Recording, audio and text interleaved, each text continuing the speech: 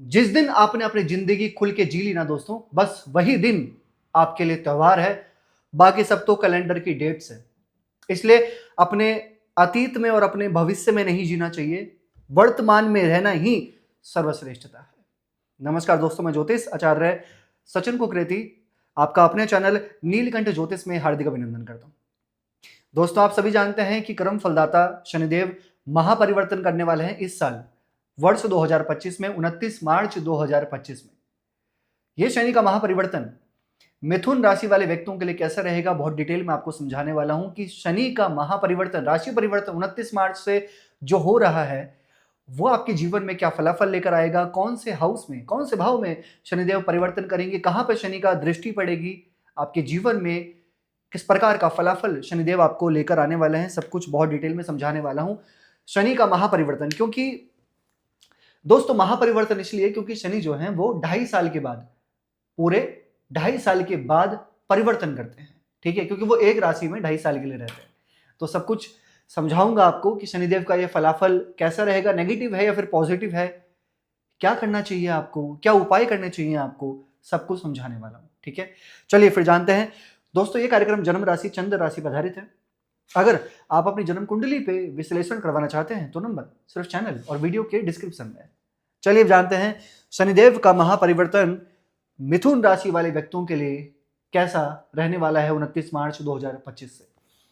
दोस्तों, ये आपकी राशि है मिथुन राशि, तीसरे नंबर की। आपकी राशि से शनिदेव आपके 10th हाउस में आएंगे। ये 10वां स्थान होता है।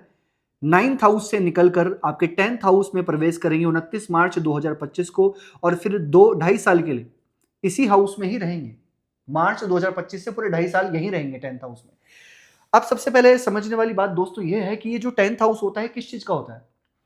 10th हाउस होता है करियर का। 10th हाउस कर्म स्थान है।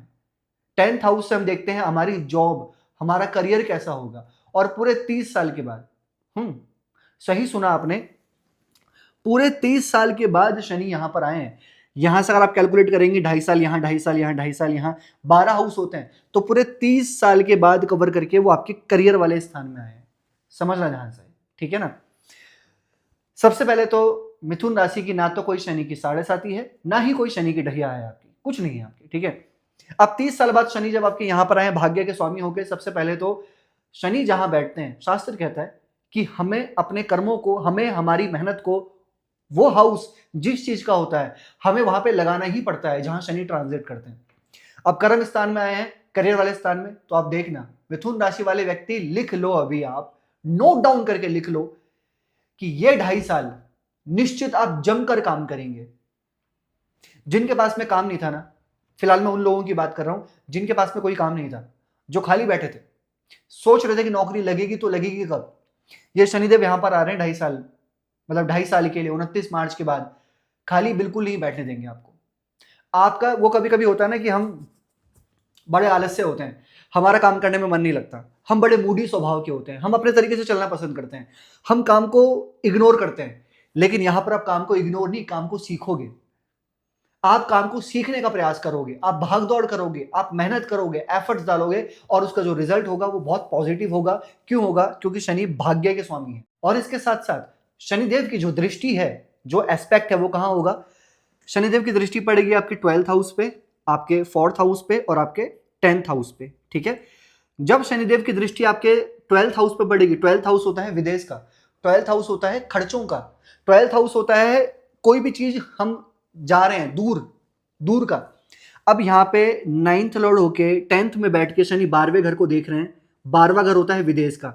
यहां पर काम काज को लेकर विदेश में कनेक्शन बन सकते हैं, या फिर सारी चीजें बता रहा हूं आपको, या फिर आपका फॉरेन जाना हो सकता है, या फिर काम काज को लेकर लॉन्ग ट्रैवल। ये लॉन्ग ट्रैवल का भी होता है, लॉन्ग ट्रैवल का भी देखा होता है, विदेश का भी होता है, खर्चों का भी होता है।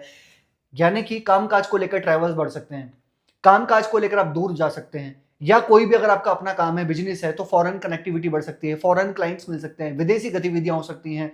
आप कहीं ना कहीं ये शनि के परिवर्तन से यात्राएं बढ़ेंगी, लेकिन पॉजिटिविटी होगी, पॉजिटिव रिजल्ट मिलेंगे आपको उसमें। ठीक है, या फिर कुछ व्यक्ति फॉरेन ही जा सकते हैं जो प्रयास कर रहे हैं ये शनि के परिवर्तन से। अब साथ साथ शनि की दृष्टि जो आपके 4th हाउस में पड़ेगी, ये इस वाले हाउस में बढ़ेगी। फोर्थ हाउस होता है हैप्पीनेस का, फोर्थ हाउस होता है सुख सुविधाओं का, फोर्थ हाउस होता है हमारे प्रॉपर्टी का, फोर्थ हाउस होता है हमारी माता का। फोर्थ हाउस में शनि की दृष्टि पड़ेगी, सबसे पहले यहां पर प्रॉपर्टी से रिलेटेड कुछ ना कुछ डील करेंगे मिथुन राशि वाले व्यक्ति, चाहे वो आप बहुत छोटी डील करें, चाहे वो आप बहुत ज्यादा बड़ी डील करें, लेकिन मिथुन राशि वाले व्यक्ति ये 2.5 साल में मार्च 2025 के बाद प्रॉपर्टी में डील जरूर करेंगे। आप या तो आप कोई प्रॉपर्टी खरीदेंगे, कंस्ट्रक्शन करवाएंगे, रेनोवेट करवाएंगे, आप देख लेना कुछ ना कुछ कंस्ट्रक्शन का काम आप जरूर करवाएंगे। या फिर इसके साथ साथ अगर ऐसा नहीं होता है तो दूसरा फिर ये होगा कि कोई ना कोई इलेक्ट्रॉनिक आइटम आप खरीदेंगे जिसमें लोहा होगा, जिसमें लोहा इन्वॉल्व होगा, चाहे वो गाड़ी हो, चाहे फिर कुछ भी चीज हो, मशीन वगैरह हो, लेकिन आप परचेज करेंगे 2.5 साल के अंदर, क्योंकि शनि की दृष्टि आपके फोर्थ हाउस पे बढ़ रही है। लेकिन वहीं आपकी मदर, माता का होता है, माता वाले स्थान में शनि की दृष्टि पड़ना माता को स्ट्रेस, किसको लेके, आपको लेके, माता को चिंता या फिर माता को बेवजह की चीजों को लेकर ओवर थिंकिंग, स्ट्रेस लेना, ये भी थोड़ा बहुत देखा जा सकता है। सब कुछ बताऊंगा आपको, नेगेटिव पॉजिटिव जो दिखाई दे रहा है। फोर्थ हाउस पे शनि की दृष्टि पड़ रही है, यानी कि माता, आपकी जो मदर हैं, वो बिना वजह की चीजों को लेकर स्ट्रेस लेंगी, बिना वजह की चीजों को लेकर। इसको उपाय बताऊंगा क्या करना है आपको, ठीक है, तो वो आपको ध्यान रखना होगा। शनि की दृष्टि आपके यहाँ पे पड़ेगी 7th हाउस में, और यहाँ पे गुरु होंगे 15 मई से। गुरु भी 7th हाउस को देखेंगे, शनि भी 7th हाउस को देखेंगे। 15 मई 2025 के बाद विवाह होने की संभावना मिथुन राशि वाले व्यक्ति 90% दिखाई दे रही है गोचर के हिसाब से। आपकी जन्म कुंडली कैसी है ये भी निर्भर करता है। मैं आपको बता दूं कि आपकी जन्म कुंडली सपोर्ट करनी चाहिए। अगर आपकी जन्म कुंडली में लिखा है कि आपकी शादी तो भैया 32-34 साल के बाद होगी, आफ्टर 32-34 एज, तो फिर वो होगी, क्योंकि वो आपकी जन्म कुंडली में प्रॉमिस है। लेकिन एक होता है कि आप एफर्ट डाल रहे हो, आपकी जन्म कुंडली सपोर्ट कर रही है, तो क्या जो ग्रहों का गोचर है ये भी सपोर्ट करना चाहिए, दोनों चीजें मिलकर फल देती हैं। तो मिथुन राशि वाले व्यक्ति ग्रहों का गोचर विवाह को लेकर बहुत ज्यादा सपोर्ट कर रहा है मई 2025 के बाद। मई 2025 से लेकर मई 2026 के बीच में विवाह होने की पॉसिबिलिटी बहुत बहुत बहुत ज्यादा अच्छी है। अब इसके साथ साथ 7th हाउस पे शनि देखेंगे, पार्टनरशिप भी कर सकते हैं इस 2.5 साल के अंदर, कुछ डेली इनकम का काम कर सकते हैं, कोई नए दोस्त बन सकते हैं आपके, नए फ्रेंड सर्कल बन सकता है आपका, ठीक है, या फिर कोई छोटा मोटा व्यापार, साइड इनकम जनरेट हो सकती है आपकी। और शनि हम देखेंगे, और आपके पहले से ही मैरिड हैं, आप पहले से मैरिड हो तो आपके जो लाइफ पार्टनर है उनके अंदर जिद देखी जाएगी, स्टबर्न नेचर थोड़ा सा ऐड हो सकता है, उनके नेचर में थोड़ा अड़ियल स्वभाव देखा जा सकता है, बट ये कोई मेजर इशू नहीं है, थोड़ा आपको ध्यान रखना होगा बस, ठीक है। अब एक चीज और कहूंगा मैं आपसे कि शनि जो है वो 10th हाउस में आएंगे और 8th लॉर्ड भी हैं। अगर किसी का ये प्रश्न है ना कि करियर में मेरे जो टारगेट्स हैं, करियर से रिलेटेड मैं काफी परेशान हूं, चिंतित हूं, तो क्या होगा। देखिए शनि जो है ना 10th हाउस में आएंगे तो अभी भी देखो वर्कलोड तो रहेगा, लेकिन ये पॉजिटिव होगा आपके लिए, यानी कि आप उन चीजों को कर लेंगे, आप उन चीजों में जाएंगे, आपके अंदर आलस्य नहीं होगा, कॉन्फिडेंस बढ़ेगा, साहस बढ़ेगा। और अगर कुछ व्यक्ति हायर एजुकेशन करना चाहते हैं, 9th लॉर्ड केंद्र में है, तो हायर एजुकेशन, शिक्षा को लेकर भी आपके लिए बढ़िया होगा। अगर आप कोई खेती का काम करते हैं, जमीन से जुड़कर काम करते हैं, लॉयर हैं, टेक्निकल में काम करते हैं, मेडिकल क्षेत्र में काम करते हैं, इंपोर्ट एक्सपोर्ट मैन्युफैक्चरिंग का काम करते हैं, तो ये आपके लिए बढ़िया रहेगा।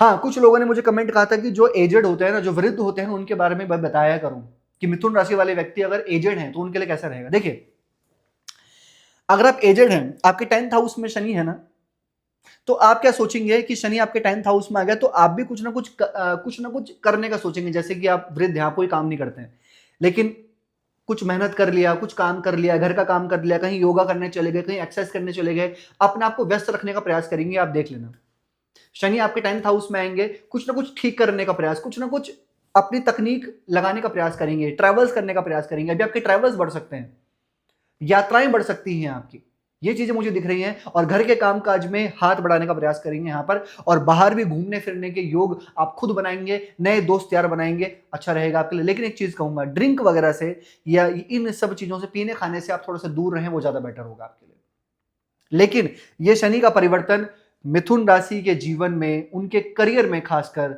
बहुत बड़ा परिवर्तन लेकर आने वाला है पॉजिटिव, और व्यापार करते हैं तो व्यापार में भी बहुत पॉजिटिव परिवर्तन लेकर आने वाला है, क्योंकि मिथुन राशि के लिए शनि जो है वो कारक प्लेनेट होते हैं, खराब नहीं होते, भाग्य के स्वामी होते हैं। वही मिथुन राशि की ना तो कोई शनि की 7.5 है और ना ही कोई शनि की ढैया है, आपकी बिल्कुल सेफ जोन में। ठीक है, क्या उपाय करना चाहिए आपको? डेली आपको सबसे पहले तो बुध ग्रह का बीज मंत्र करना चाहिए, डेली गाय को चारा खिलाना चाहिए। नहीं कर सकते डेली तो बुधवार को तो अवश्य फॉलो करें आप, ठीक है ना। इसके साथ में बुध ग्रह का बीज मंत्र आपको फॉलो करना चाहिए, ओम ब्राम ब्रीम ब्रोम सबुद्धाय नमः, और उगते हुए सूर्य को आप जल चढ़ाइए तांबे के लोटे से। कैसे लगे आपको वीडियो? लाइक कीजिएगा, शेयर कीजिएगा, बने रहिएगा हमारे साथ में। धन्यवाद।